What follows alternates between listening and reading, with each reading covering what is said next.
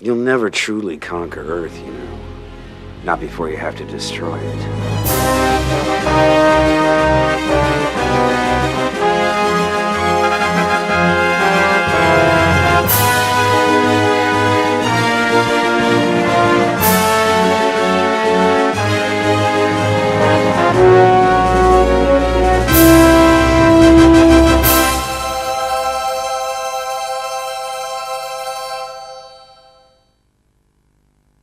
Persons and 7 grips. Just to set 1 eye level and Virgil Harper sets. Harry's going to read. Charlie, take 1. Action. I've been with the Victory most of my career. I was communications officer on our maiden voyage. I'll admit, sir, I wasn't looking forward to the assignment, but now that I see you have a pilot as far Basically, where Wing Commander 1 and Wing Commander 2 had movie-like aspirations, I would say that Wing Commander 3 is a movie that you're the star in, and that you'll sit down, you'll put your CD-ROM in the computer and you'll play it, and you'll probably shake your head after the first 10 minutes and go, I'm playing a movie. Everyone talks about interactive movies and multimedia and all the rest of this stuff, and I think that no one's really sort of done anything that kind of defines it or makes a statement. And what Wing Commander 3 is really trying to be in is when someone says, what's an interactive movie? I can just hand them the CDs and say, hey, check this out, this is an interactive movie.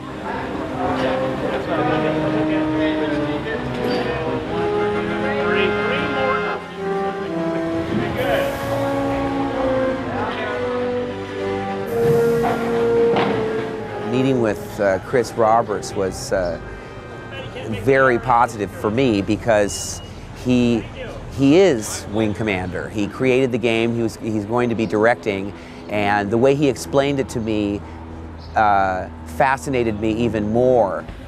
It's exciting feeling like you're on the ground level of something that is new, and to me it suggests so many different possibilities. So impressed with the people that are performing in this, from Malcolm McDowell to John Rhys-Davies, and Tom Wilson, certainly one of the most instinctively funny actors I've ever worked with. I mean, nothing that comes out of his mouth is not hysterically funny. So my acting challenge there is to keep a straight face while I'm doing a scene with him. Well, one way or another, we'll find out what Flash is made of. I guarantee you that.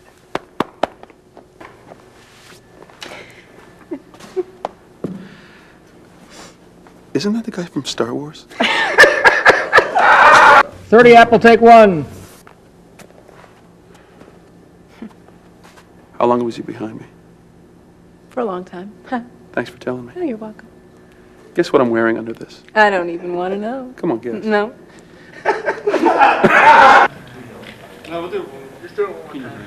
You poisoned Tolwyn against me from the start, and he's had it out for me ever since. I got news for you. Tolwyn had nothing to do with your lack of promotion. Your flying style took care of that for you. Tolwyn doesn't even know you're alive. Oh, that's what you think. Everybody knows about the maniac. Everybody. How many people here know about the maniac, huh? Oh, it's a mirror. How many people here know about the maniac, huh? Anybody at all? Don't jump up all at once or anything, everybody. How many people here know about the maniac? I do. Tom, Yes. you're ruining my movie, man. There I was at the counter at Schwab's drugstore in Hollywood, much like Lana Turner was years gone by. And Chris Roberts comes up and says, hey, how about being in an interactive CD-ROM computer sort of entertainment-styled game film experience? My first reaction, of course, was to say, what? But no, then I agreed to do it. It's a lot of fun, actually. It's a very interesting thing for me, who's done, a lot of feature films and a lot of different kinds of entertainment, to actually come in to the world of this interactive computer stuff. Very interesting. I've done a lot of green screen works, so I'm sort of used to it. I think it's really interesting to watch, actually. Through the monitor, you can see what the ship looks like, and then It's just pretending. Now you're climbing ladders that lead to nowhere, and yet if you look down on the monitor, you've got your ship right there. It's the very essence of what actors do. We pretend.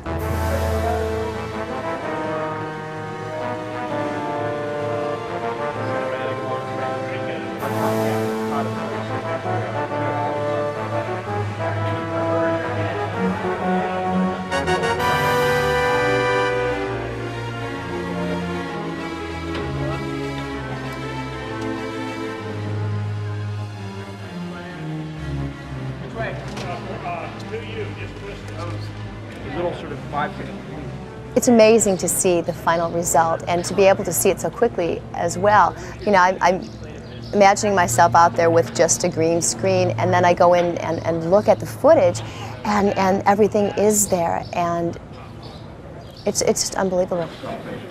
I was very attracted to the character. I loved Rachel. She's spunky, she's feisty, she's a mechanic. I wasn't quite sure what to expect, and it's been a pleasant surprise. I think any reservations I had were about shooting a scene with several different endings, and depending on how you play the game, who dies, how I feel about all of these different people at different times was a little frightening, a little challenging. I think that it's challenging as far as the way scenes are shot. Normally on a shoot, you have a couple of actors, and the scenes are done back and forth. You work on one scene. Anchor, take one. This is shot primarily from one angle, and all of the different scenes consecutively, and then you turn around and shoot the other way. So at times, I've been a little confused as to which scene I'm shooting. Are we going to expand upon that moment? Are we going to kick in the afterburners here? Oh, I must be out of my mind. I grew up with nothing but violets. Deep down, you're all creeps.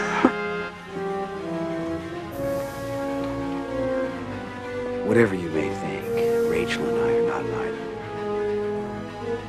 item. So where's that leave us?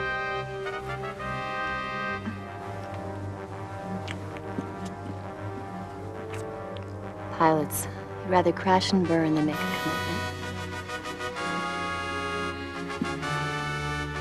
I can't take the risk of getting involved with someone who might be on my wing. There's too much at stake.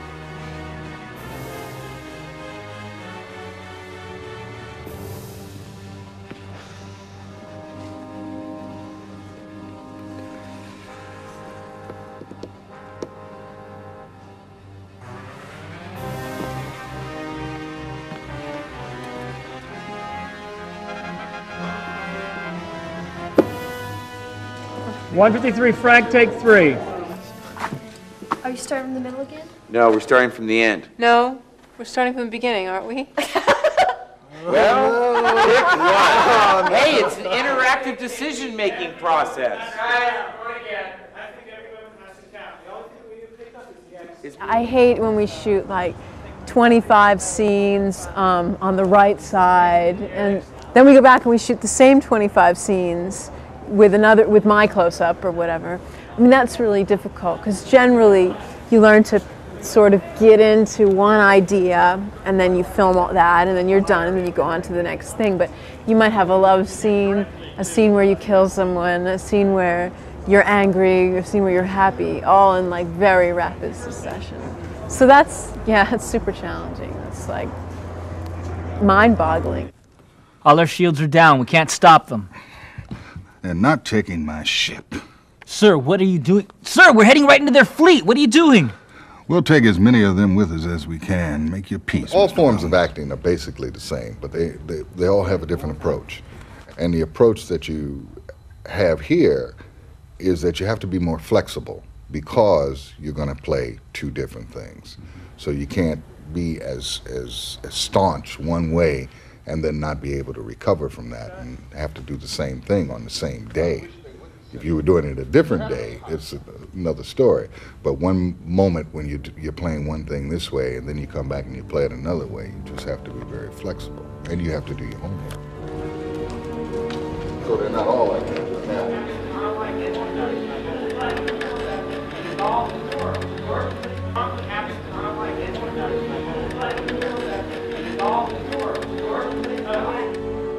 Tectonic plates keep shuffling themselves like a thing. Basically, the truth of acting is in the listening. And when you have one set of possibilities, what the listening does is produce a response that is different each time. Now, with the interactive conversation, it goes to there and then it splits. One way, you're angry, your morale is high, you hit me. The other way, your morale is low, you don't hit me. And then it comes back again and continues. And because of the way, at the moment, people are shooting these things, they don't follow the different arcs all the way through in a different way. So what you as an actor have to do then is find a way of doing the end piece that works with that possibility and that possibility identically, which is interesting. You and I, Ape, have unfinished business. Now, I give you the chance. If you are a true warrior, you will take the challenge. You will see on your radar, I have sent my wingman off. The ancient test of courage is ours. The only limitations on it at present are the perennial limitations that we have in life, the limits of our own imaginations. One of the things that Chris has done for me is to open up a set of different possibilities.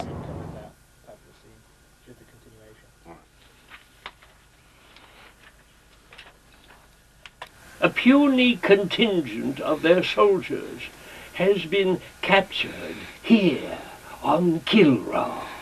This incursion was an act of desperation. The hairless apes now flail about knowing that they are beaten. They have failed their race utterly. There will be no interrogation. Do what you will with them. It's basically when we were going to do the Karathi, obviously they're huge, fierce, cat-like alien creatures, and so it's not going to be very easy to portray simply. So we went out to a big Hollywood special effects house who had a lot of experience doing this, and asked them to build us the Karathi with fully animatronic heads, which they have like all these remote control servos that control the mouth and the eyes, and then we had a computer system called Show Control that remembered the puppeteer programs in all the mouth movements and fine-tunes it, and then it remembers it all, and then it can just play it back on cue every single take.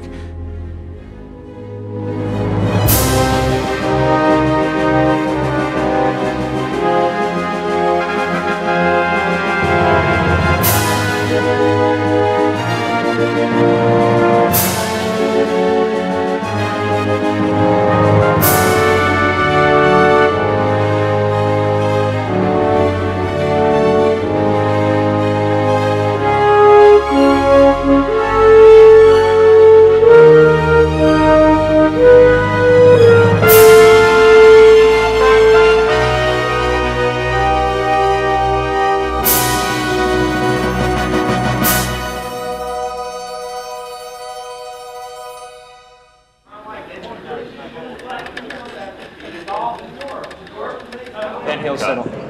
Okay, fine.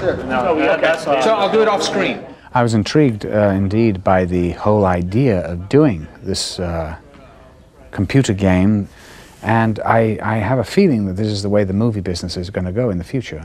This may save the movie business, per se. I mean, they probably won't do it all blue screen or green screen. They'll mix it, with real sets, and then the more expensive sets that they can't possibly afford to do will be done in this way with computers. You have your own little imagination going, that you're in the middle of this incredible starship, and out the window is another galaxy. So it's fun to do. It's fun. I'm doing Star Trek at the moment, and the movie of it, and actually they've built the sets. What we see here on computer, they've built, and they're up to $35 million. When I direct a project, You know, I come up with the original concept and design, then I work with a lot of other bright, talented, creative people to sort of fulfill that sort of vision that I have for the project. And you know, so I'll work with programmers and artists and musicians, and so we'll sort of break the project down into its parts, and I'll say, look, here you're going to you know, go off and write the artificial intelligence for the bad guys. Here's my idea of what it should be like, and then usually the programmer will come back and say, here's the artificial intelligence, and you know, if things work out well, he's gone and done something that's, you know, 5 times better than I thought it was going to be, and 5 times better than I was expected it to be, and I go, wow, that's really great. The combination of the graphics in the spaceflight and the graphics with the silicon graphics that we did with the interiors of the ship and with the live action and everything else will actually give you a really complete experience. There's no place in the game really where you feel like you're not actually there, like you're not actually on board the Victory and actually flying these missions.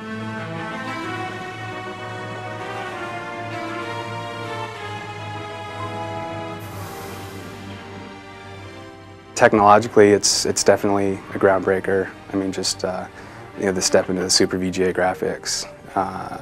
It's, you know, I mean, even to us developing it, it's impressive. You know, and it's actually a lot of fun for us to go into the game and play it. You know, so that with the 3D technology, it's really taking leaps and bounds, you know, as to what we've been able to do in the past.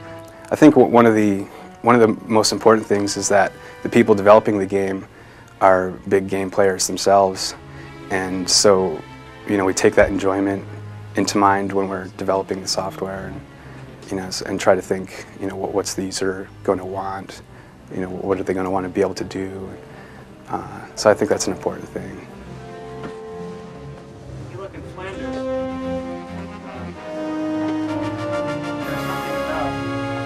Something about when 2 drones are flying against each. The main project we're working on is AI. I've done all the artificial intelligence for all space objects, basically, the turrets, rear turrets, all fighter ships. Just making sure we get a good balance between strong AI and playability. I mean, my initial reaction was to try and do really good AI where you just couldn't hit it, and it quickly turned out that that wasn't much fun. It was difficult to try and get accurate AI and not look like it was computer-controlled AI. We tried very much to get some sort of personality in there. Right now, there's about 8 different personalities that we based AI on. We try to make it feel like you're playing against people, and more so than actually computer-controlled AI.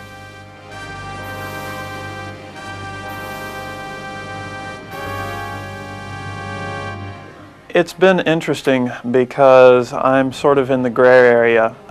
This game essentially is operated in 2 different poles. You have the movie side of things, and you also have the space flight.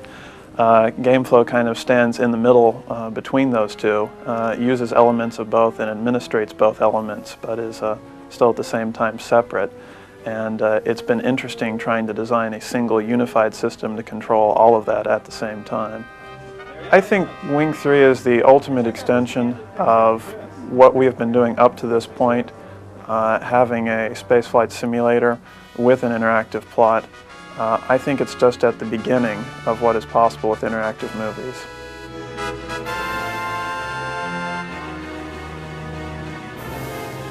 It was a lot more grueling, I guess.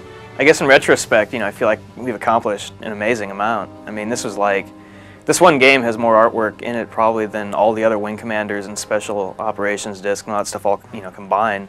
You run into logistical difficulties when you're like working with a real model, in that you have to, you know, move cameras around and, you know, blow smoke out, and you only get, you know, 1 take, and if you screw up the 1 take, then you've got to do it again, and it costs an enormous amount of money. In our case, what we do is rather than going and constructing physical models, we go into the computer environment, which is, you know, it's a simulated 3D environment. You actually build a model, but you build it on the computer. So you actually have this full 3-dimensional object, you know, with paint and lighting on it and everything, but it only exists, you know, in the computer's memory. And then where it becomes a benefit to you is that once you have that thing built in the memory, you can do pretty much anything you want to with it.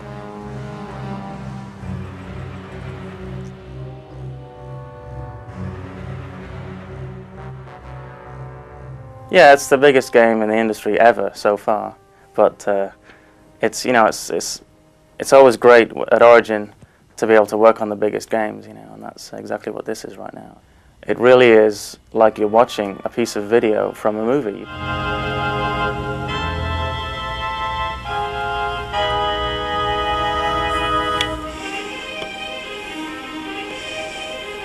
my whole theory behind film scoring, and this really is more like film scoring, I think, than writing for a game per se, even though it is called a game. My whole philosophy behind that is the music shouldn't interfere with what's going on.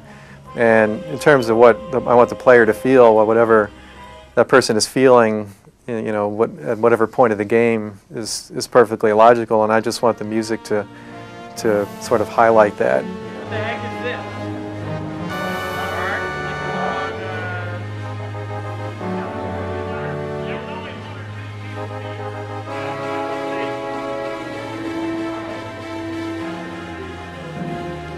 Yeah, I know that everyone out there wants to do this. I'm not sure whether they know how to do it right, just like we probably don't know how to do movies right. So I think the best answer is they want to do it, and if we want to do their stuff, it's kind of we meet in the middle and we sort of share each other's talent and knowledge.